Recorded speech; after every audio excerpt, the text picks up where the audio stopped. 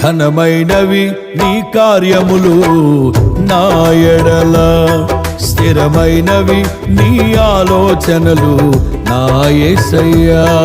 ఘనమైనవి నీ కార్యములు నా ఎడల, స్థిరమైనవి నీ ఆలోచనలు నా యేసయ్యా.